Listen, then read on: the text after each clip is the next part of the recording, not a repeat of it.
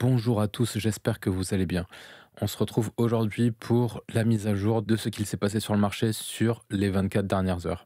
On va faire comme d'habitude une analyse à court moyen terme de Bitcoin, Ethereum, Hyperliquid ainsi que Ethena. Et avant de commencer, n'oubliez pas de vous abonner, de liker les vidéos et de commenter si vous en avez envie. Alors pour Bitcoin, qu'est-ce qu'on observe depuis le FOMC? On se trouvait encore dans notre range, délimité par les bornes de notre volume profile. Pendant le discours, on est venu tester le bas de notre value. On voit qu'on a eu un fort rebond, on est revenu au-dessus de notre POC, on est repassé en tendance haussière au-dessus de nos EMA. On voit que notre point of control n'a pas tenu, on est repassé sous notre POC, on va passer sur une unité de temps plus courte.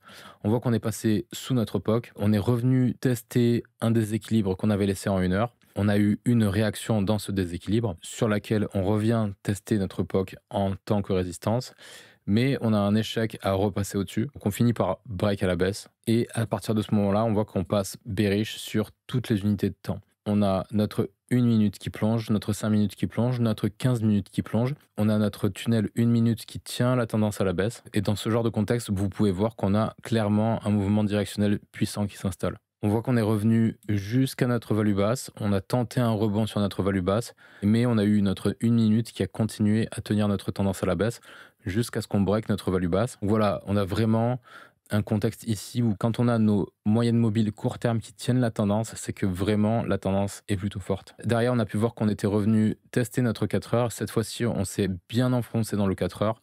On a eu une première réaction haussière sur le 4 heures avec une phase de consolidation où on voit que la tendance baissière s'essouffle car on repasse au-dessus du 1 minute. On a une tentative de retournement de tendance à ce moment-là, mais on échoue dans notre 5 minutes. Là, on voit qu'on a notre 5 minutes en bleu qui prend la relève sur notre tendance baissière et on a quoi? On a une continuation de tendance avec un 1 minute qui reprend la relève. Maintenant, ce qu'on voit, c'est qu'on a une tendance baissière qui ralentit.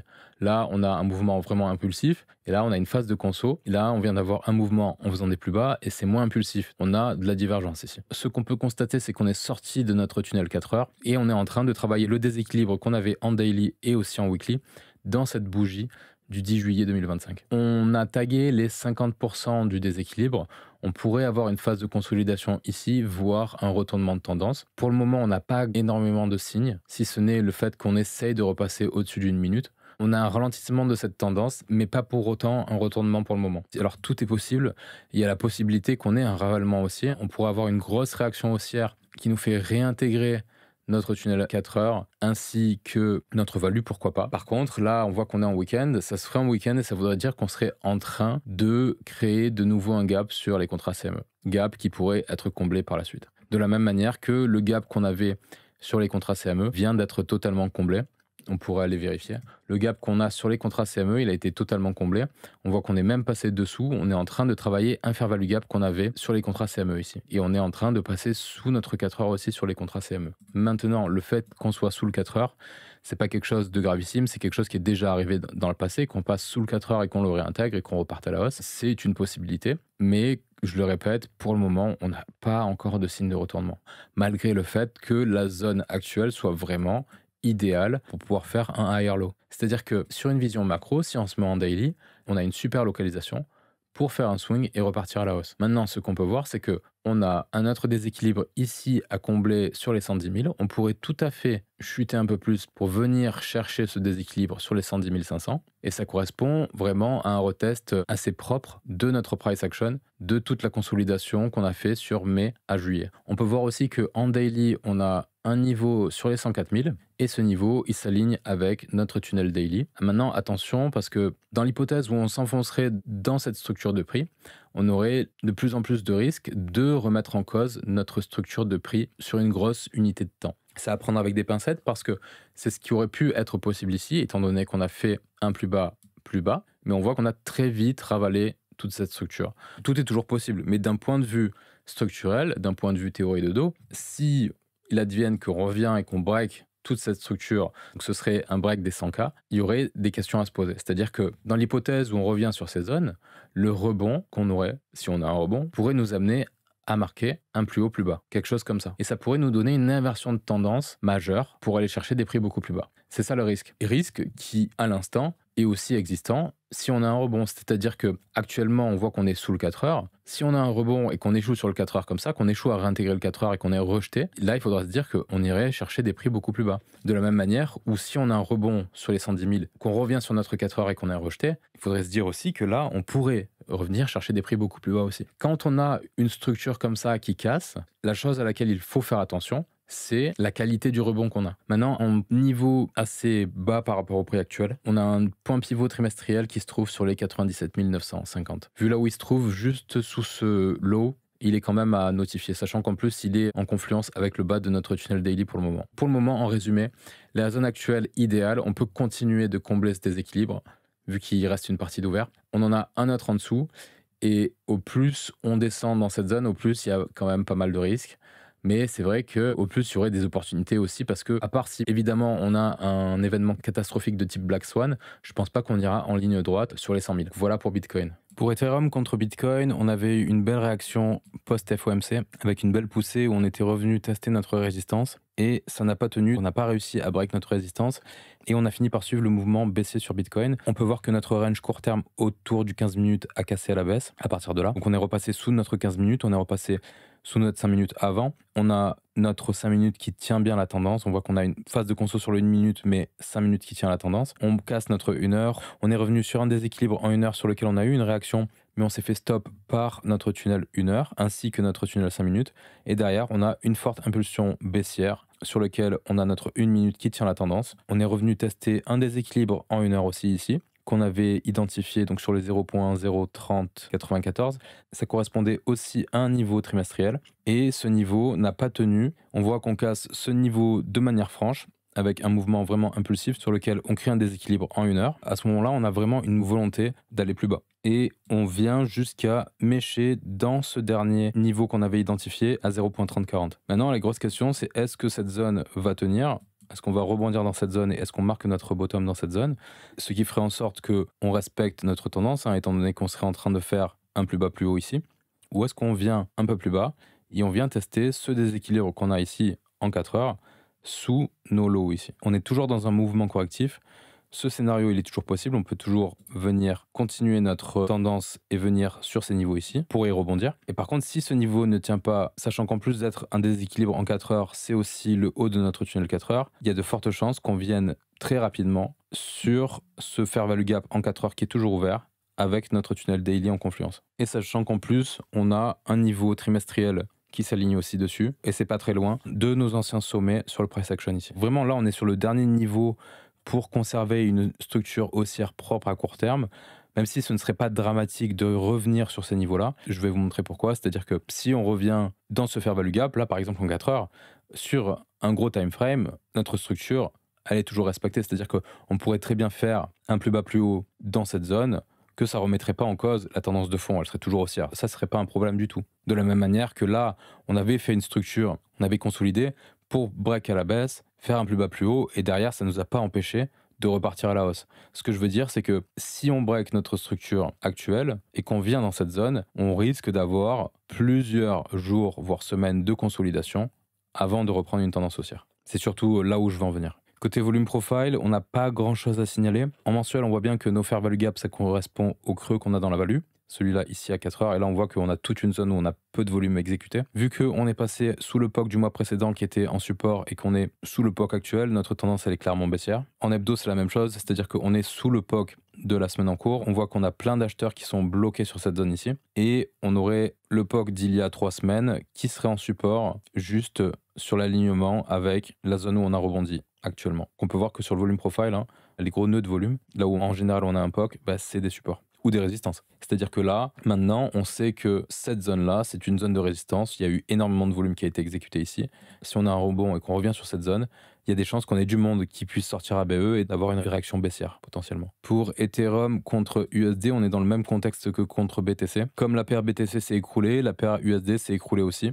Elle a suivi le mouvement. On voit que de la même manière, on est passé sous notre 15 minutes, on avait pullback notre 15 minutes et on n'avait pas réussi à le repasser au-dessus. Notre 5 minutes qui tient la tendance, notre 1 minute tient bien la tendance. On n'a pas réussi à rebondir sur ce fair value gap en 4 heures et on est venu cette fois-ci sous notre structure de mi-juillet ici, sur un fair value gap en 1 heure, plus notre tunnel 4 heures. On a eu une belle réaction, on est venu taper le milieu de ce fair value gap. On a une réaction haussière sur laquelle on est en train de corriger le dernier fair value gap en 1 heure qu'on avait marqué. Attention, ça ne veut pas dire que c'est le bottom, c'est peut-être simplement un rebond pour aller tester soit le 5 minutes, soit le 15 minutes, pour ensuite repartir à la baisse. Ça, on ne sait pas encore.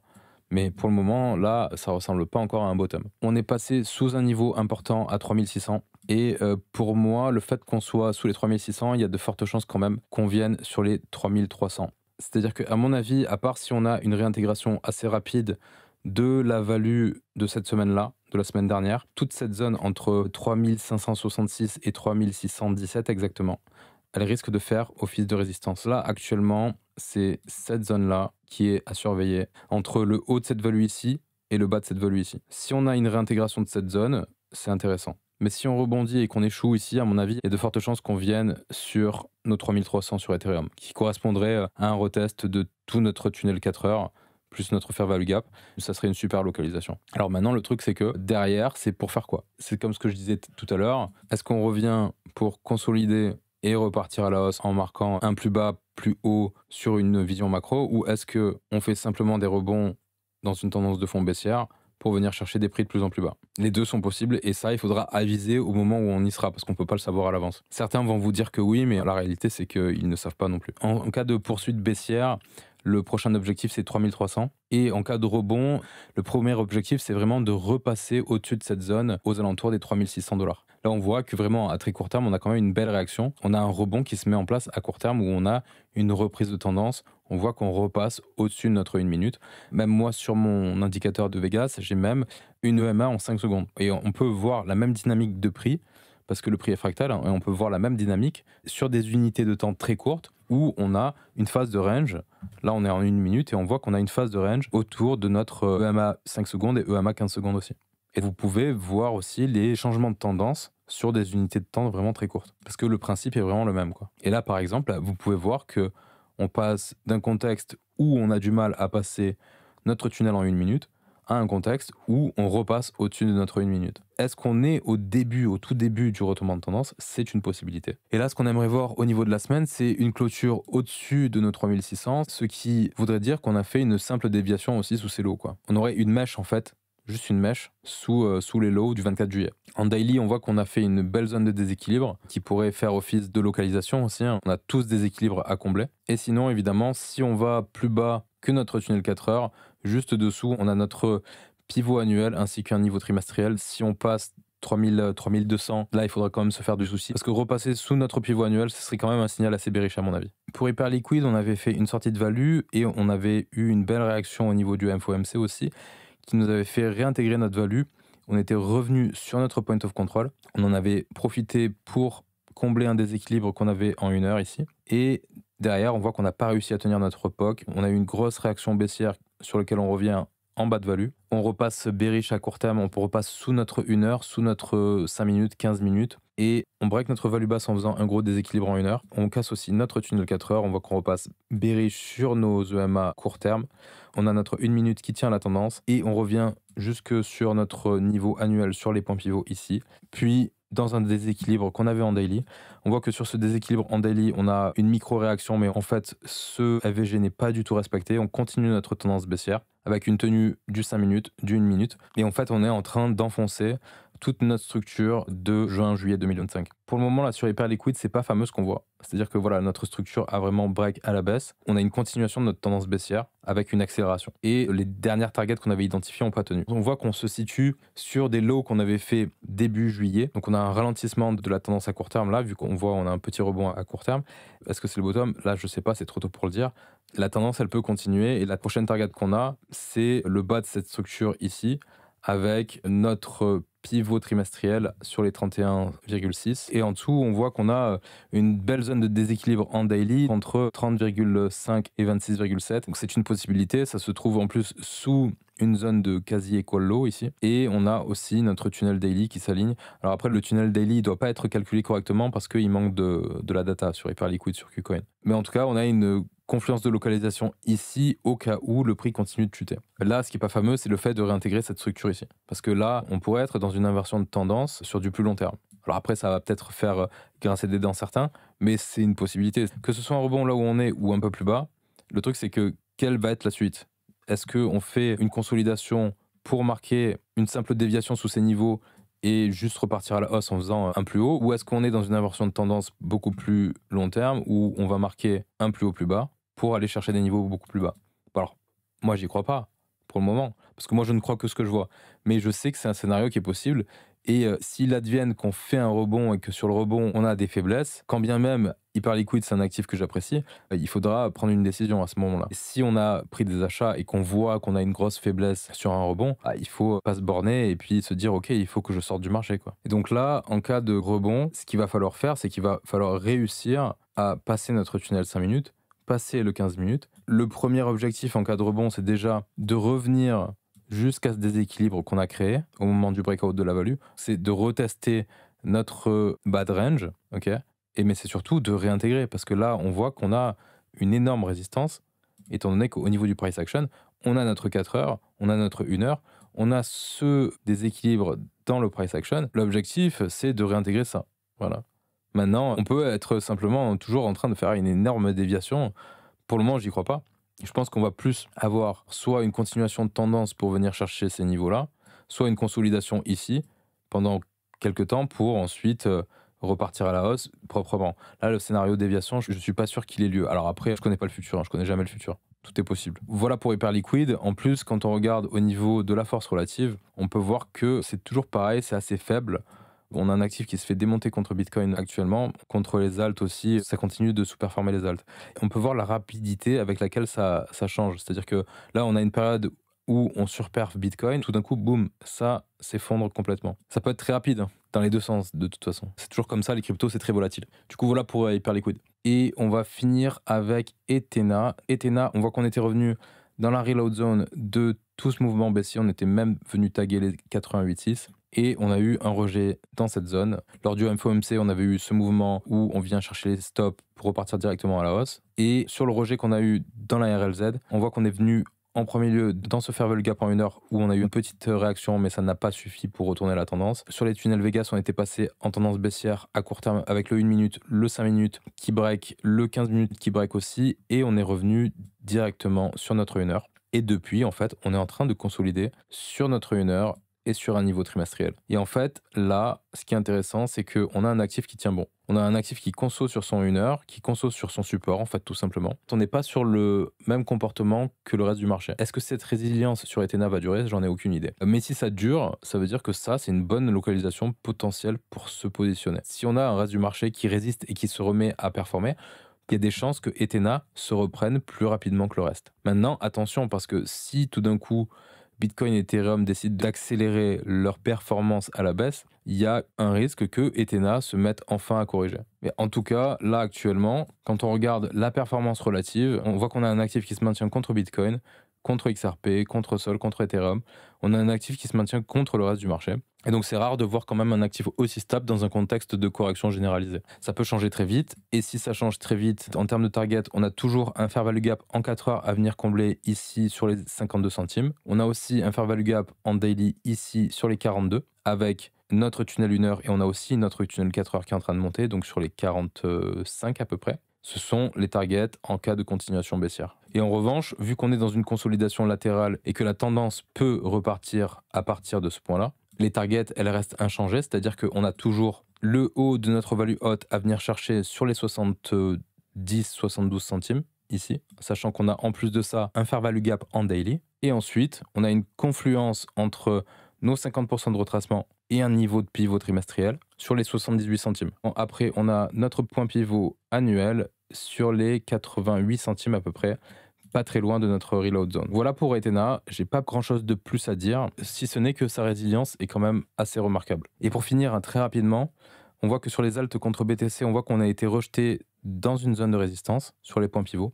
Ça correspondait aussi au tunnel daily sur les tunnels Vegas. Et là, on est revenu sur une zone de support aussi. On voit qu'on est sur une petite zone de déséquilibre en daily, plus notre pivot trimestriel. Même si la structure là sur le price action elle est un peu dégueulasse, on est sur support et on pourrait tout à fait avoir un rebond ici sur les altes contre Bitcoin, sachant que voilà, on est vraiment sur une belle confluence. On voit qu'on est aussi sur les 50% de retracement. Voilà, j'ai fini pour aujourd'hui. J'espère que cette analyse vous a plu. N'oubliez pas de vous abonner, de liker et de commenter les vidéos. Et moi, je vous dis à la prochaine. Allez, ciao, ciao.